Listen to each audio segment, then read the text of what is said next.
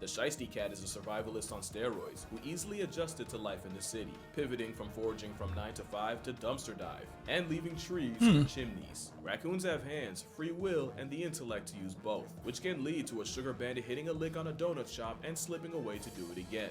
Nah, like getting into the shop like that is crazy. Bro is just hanging in there from the ceiling. Alright, and today we've got how raccoons almost got away with it by Casual Geographic. I'm staying on top of these geo uploads, boy. I'm staying on top of these uploads. We ain't being late to one ever again. And it's crazy because literally the day after I reacted to the Condor, this showed up. So the Condor vid should be dropping the week I record this. So y'all are gonna get like one casual vid one week, another one the next week. So enjoy that. It's the only time it'll happen. So that being said, let's get into it. Aww. A new study shows raccoons are evolving and trying their hardest to become our pets. Let me explain. Now, how about I explain? Raccoons wear masks because they might have pulled the feline finesse on humanity. Nah, he robbed him. Wait, no, that was funny. Raccoons wear masks because they might have pulled the feline finesse He just stepping away on his 2 feet. on humanity. It's what you've probably heard from the news, with researchers saying that an overachieving trash panda might be the next animal to domesticate itself. So much that they're already getting cuter in the process. Domestication doesn't just make animals more tolerant of people, it physically changes them too. Disclaimer, it is advised not to wipe with a raccoon. The raccoon will be offended. I can imagine. With changes like floppy ears, curly tails, smaller teeth, brains, and shorter snout, and one change has folks excited for the future of raccoons. And it's all because of this study. By combing through 19,000 raccoon portraits posted to iNaturalist, the study concluded that the urban raccoon snout size was shorter than their country cousins by 3.6%, possibly because shorter snouts with stronger bites are better at chewing through our trash, and that trash might be how this all started. What people forget is domestication isn't just brute force by humanity. The animal has to make the first move, and with dogs, that move was early wolves scavenging off human leftovers, a habit that favored less fearful, less aggressive wolves. Without their love affair of our food, we wouldn't have dogs, and arguably no animal loves our trash more than a recycle ninja. The Shiesty Cat is a survivalist on steroids who easily adjusted to life in the city, pivoting from foraging from 9 to 5 to dumpster dive, and leaving trees for chimneys. Raccoons have hands, free will, and the intellect to use both, which can lead to a sugar bandit hitting a lick on a donut shop and slipping away to do it again. Nah, like getting into the shop like that is crazy. Bro is just hanging in there from the ceiling. He just snuck through one of the cracks and he's just taking that joint. Nah. Sugar bandit hitting a lick on a donut shop and slipping away to do it again. That is, when they don't use the direct approach of just asking for it. Mind you, Stealth Eyes have great memory. She just made a regular for life. They'll take free rides from anywhere, literally. There's more than one case of ring-tailed commuters taking trains, like when a raccoon hopped on a Toronto GO train headed halfway down Ontario. What the hell? They tried hopping on a subway in Spadina Station. Raccoons aren't just built for the city, they're forged by it, and all our efforts to slow them down might have just made them smarter. Toronto spent $31 million on raccoon-proof green garbage bins in 2016, designed specifically to keep the veiled vermin from your trash. The raccoons spent a couple days in false safety, so if you were caught making the bins, the third Yo, in 2 days, one of them raccoons learned to open that. $31 million down the drain, nigga. mil in the city of Toronto look like a joke, because nothing is truly raccoon proof, and many believe that the harder people push to prove otherwise, the more they've accidentally buffed the brain of a bin burglar. In fact, many people have dubbed this excessively street smart variant as the Uber raccoon. It would seem that like death, Why bro posted? Wait. Excessively street smart variant as the Uber raccoon. Why's he oral farming? So it would seem that like death, taxes, and The Simpsons getting another season, raccoons are inevitable. But before you start fantasizing about naming a litter merchant Rocket, you should probably know, what exactly is a raccoon?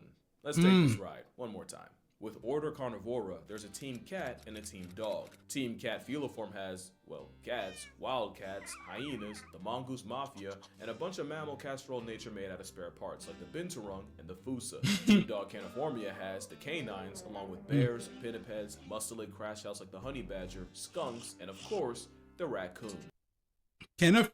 Caniformia? Oh, honey badger is a caniformia? More specifically, the raccoon family is Procyonid, and that family reunion has members that you may not have heard of before, like the ringtail, actual name, the Cacamixle. I know that one. Every time I see Never it, heard of the that first one. Time, the Kinky Jew. Every holy shit. Damn! What? No, the Kinkajou, aka Yo, wait a minute. like the first time. The Kinkajou, aka the honey bear. But by far, my favorite raccoon cousin is not a moonwalking dinosaur. That's just what happens when you put coatis in reverse. If you've been to Mexico, you've definitely seen at least one coatimundi, if not coatimeni. And as someone who's been to Mexico, I can assure you that they'll steal your heart along with anything else left unsupervised. It's a habitual hog-nosed thief. And suddenly I'm okay with that. So obviously when it comes to raccoons, it's just genetic. They can't help themselves. But raccoons were the only ones that were able to leave the trenches and make money moves in the city. But how? How did raccoons finesse the infrastructure so well that you honestly forget they're not supposed to be there? You know raccoons are smart. The question is how smart? Yes. A literal Robin Hood isn't just street smart. They sit at a table with some of the brainiest animals in the world. In 1907, I was about to say, isn't Sly Cooper a raccoon? I thought he was a raccoon because they literally just be pickpocketing this shit. That's Sly fucking Cooper right fucking there. They sit at a table with some of the brainiest animals in the world.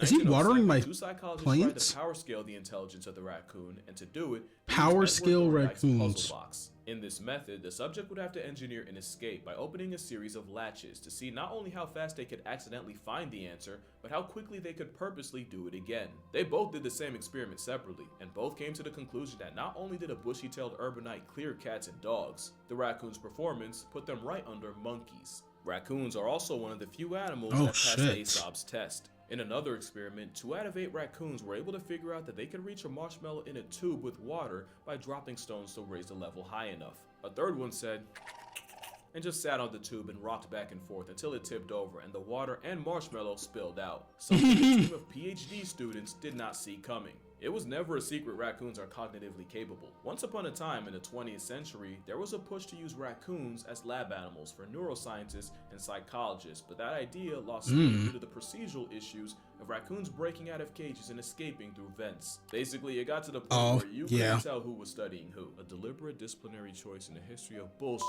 They got embarrassed by a dumpster puppy and refused to run it back. Honestly, raccoon intelligence comes down to 2 things. One is memory. Raccoons can remember solutions to problems they solved years ago, and will just build on that knowledge. Yeah, see, no, that's just too much. Like, it cannot be learning to open doors. I just saw it open a raccoon-proof trash can, but like, jeez, bro. It's weird how we're experimenting with them, releasing them back. We're making them smarter. We unintentionally make animals smarter, and it's scary. Different experiment involved 22 rats, 2 dogs, 4 raccoons, and 5 human children, and this time they faced 3 light bulbs, one of which would briefly turn on, and the subject would have to identify which one after a delay. At first, the raccoons didn't do too hot. They could pick the right light bulb after a 25-second delay, but the dogs could handle 5 minutes. But what was quickly realized was both the dogs and the rats could only remember which bulb if and only if they were facing the bulbs the entire time. As soon as they moved around and lost visual, they lost the challenge. But raccoons could pick the right light even after spending the delay moving around and being distracted. The only other subjects that could do this were the children. Memory is important, but the second part of Procyonid prowess is curiosity. It might have killed the cat, but La Poubelle Panda has been living off that. In my opinion, other than crows, raccoons are the perfect city animal, and curiosity is one reason why. They're neophiles, meaning their first response to something they've never seen before is to figure it out. That's how they turn what Toronto media flex as the marvel of ergonomic design into a 7-figure waste of everyone's time. It's almost impossible to make something raccoon-proof, since there's an unsettling overlap between the smartest raccoon and the dumbest human. It doesn't help that a rubbish warrior has hands. Fun fact, the animal called wash bear doesn't wash food. They actually wet their paws to enhance the nerves on their fingers, meaning raccoons can see what they're eating with their hands. Speaking of food, it helps that raccoons are omnivores that'll mooch off you, your dog, your cat. They'll food tax your entire family and hit the goofiest animation after. They'll try anything once, even if it means waking up face down in a liquor store. Wow. A wasted raccoon? Raccoons get wasted? What the fuck? Yo. These little niggas are crazy.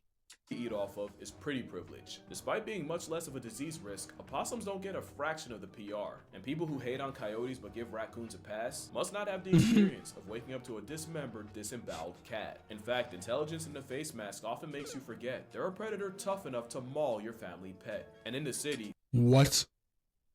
They ate they ate the cat? Whoa. Whoa.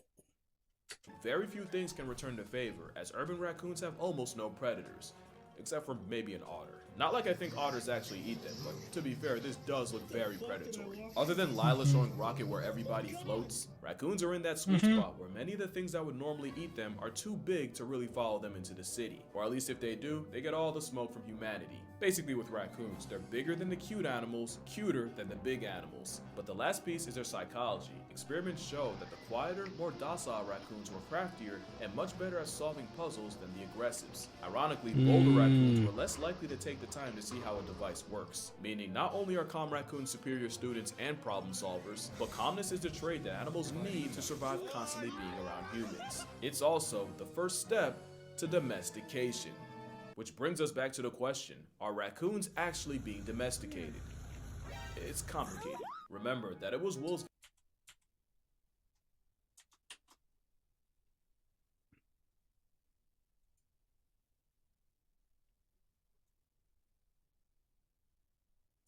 I need that as a screenshot. That's adorable. That's adorable. I need that as a screenshot. The first step to domestication. Which brings us back to the question, are raccoons actually being domesticated? It's complicated.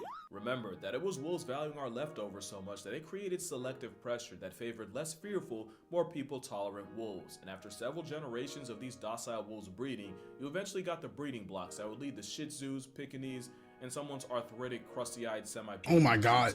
You know, there was a period where every single girl I talked to had one of these, and they did not like me. But a lot of people say that the mass marauder is at the starting line of the same process, and that the snout study only proves it. Just one problem though, that study is very sus.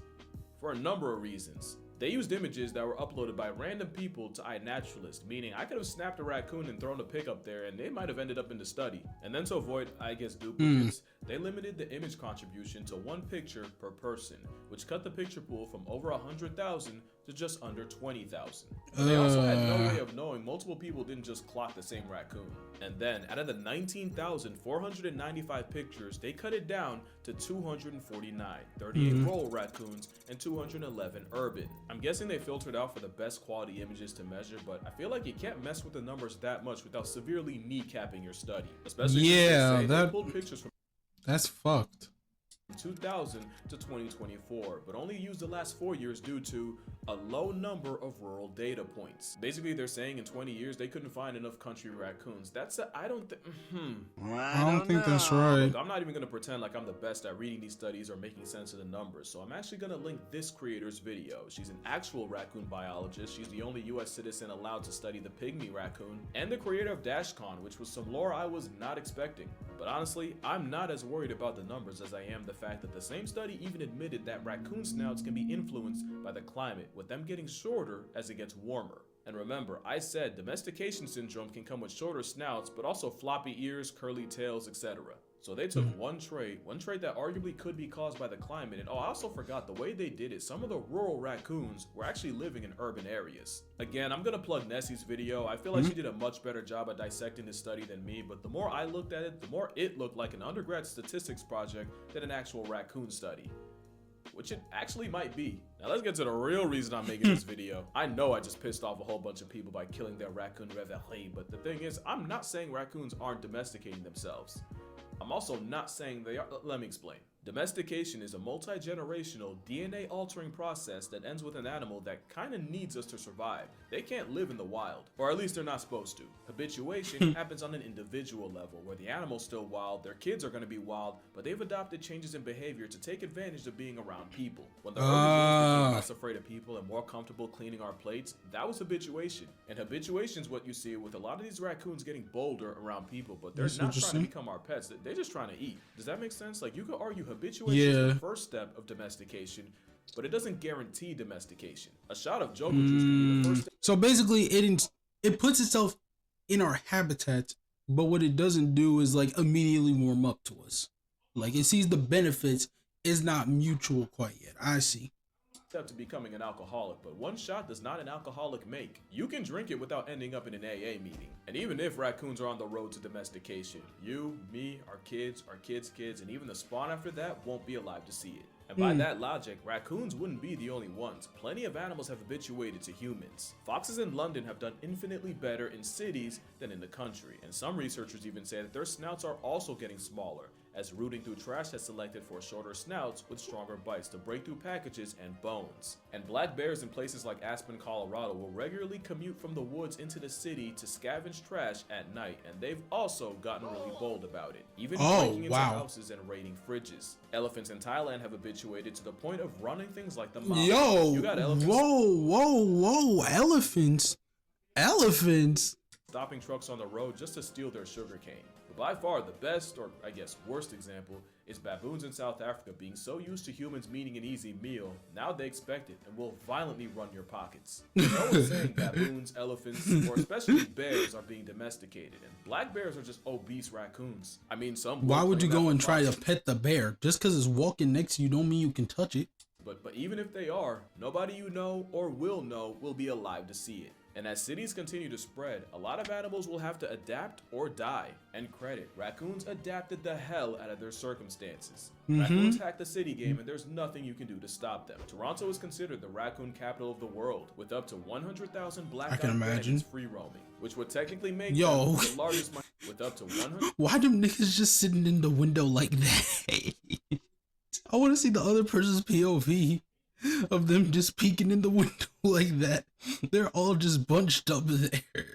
100,000 black-eyed bandits free roaming, which would technically make them the largest minority group in Toronto. And if the $30 million dud wasn't proof, these sticky-fingered city slickers are testing humanity in ways few other urbanites could. But at least raccoons make sense in North America. Somehow they've taken their act international to Germany. In 1934, raccoon fur farms were booming, and a local forestry chief released 2 pairs of wash bears to enrich the environment. The result was the raccoon population blew up, and not just them, because years later, a bomb obliterated a farm near Berlin, allowing 30 raccoons to escape, and today, there's an estimated 1 million rogues roaming the country. 1940s Germany yet still did not see that coming. The most outrageous origin story is how they ended up in Japan. You see, after the 1977 Rascal the Raccoon anime, raccoons became all the rage. So much that Japan was importing over 1,000 a year to satisfy the demand for pets. And thanks to raccoons being some of the worst pets you can have, if they weren't released into the streets by owners, they escaped and invaded the cities anyway. If they could have just taken the time to finish the anime, they probably would have gained the insight that could have avoided all of this. Instead, Japan has been at war with an unknown number of raccoons who aren't just costing millions of dollars in damage a year,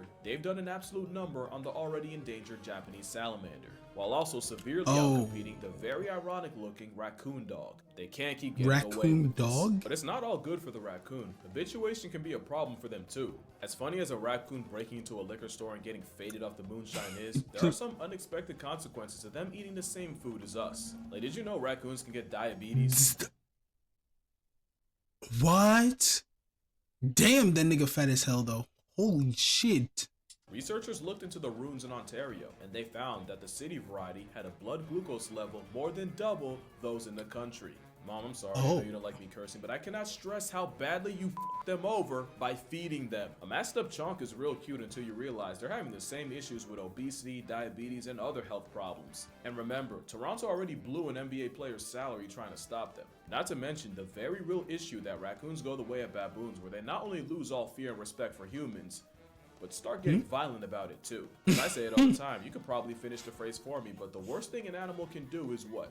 Lose its fear to humans. Fear of humans. Because while the original raccoon might seem far from extinction, there's another raccoon on the brink that you may not have even heard of. Because there's actually 3 species of raccoon. You got the famous common raccoon, but also the crab-eating, or South American, because they don't even eat crab-eating? But also the cozumel, or pig. pygmy raccoon. I think I've heard of it a little bit. You remember how I said Nessie's the only US citizen that's authorized to study them? Well, she's seen firsthand what habituation, especially tourism, has done to them. Like while I was sitting home working on this video, she had to deal with a couple Cozumels that died due to habituation, likely due to the malnutrition of eating tourist trash. It's sad, but there's only a couple hundred of these walking travel-sized trench coats left with, other than habitat loss, parasites and disease being some of the main reasons why. Reasons that definitely are not helped by being fed junk by tourists. But probably the biggest problem is that most people don't even know they exist. Like if you look up Mexican raccoon, Google will probably acknowledge the coati before the Cozumel. And it's getting to the point where if we don't lock in like now, the whole Cozumel raccoon community is gonna get canceled. That would really suck because I literally just found out about them last year. So to make a long story short, raccoons aren't domesticating themselves. And if they are, it's no more than baboons, bears, or foxes. And if they are, it'll be many, many generations before anyone sees it. And honestly, I don't think the scientists reporting on it were trying to be misleading because again, it technically could be domestication, but I feel like news outlets saw domestication and kind of ran with it. And then people saw that news and immediately started thinking they'll have raccoons in pet stores in their lifetime, and that's not the case. Like, look at this raccoon just taking this nigga out.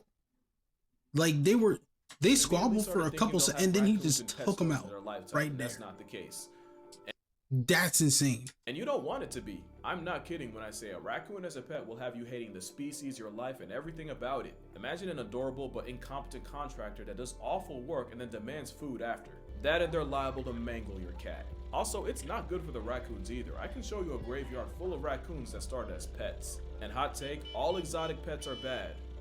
Okay, but I feel like opossums as an option are way more chill. Like who's ever been punked by a possum?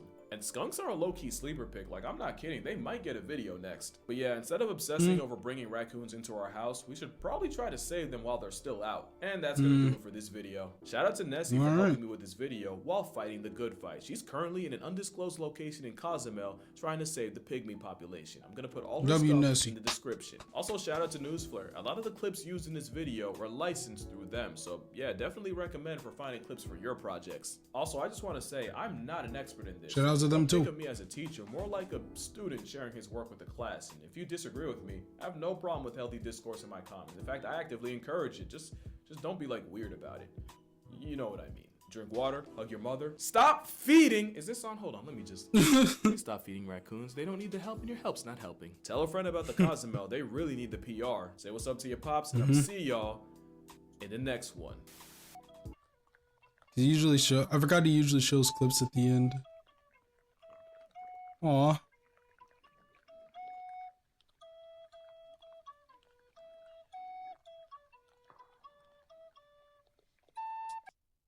That's cute. That's tough. That's tough. Yeah, no. I didn't even know about the Cozumel raccoons. And I forgot about that shit where they paid millions of dollars to try and stop them from taking the trash and they figured it out. I didn't know they figured it out in 2 days.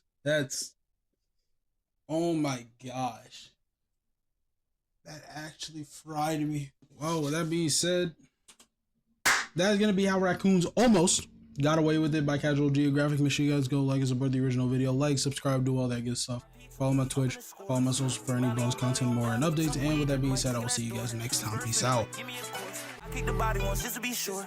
Oh yeah, that's a red dead deputy. Full clip with the red dead weaponry. Go try to still over there next to me. Bullets beats out of they hit him with force. Horse ride with no bitch in the back of it. Yeehaw from the burn, I'm smacking it. Put the weed slick on, I'm packing it. Red shot. Hit him, all you see is a red dot.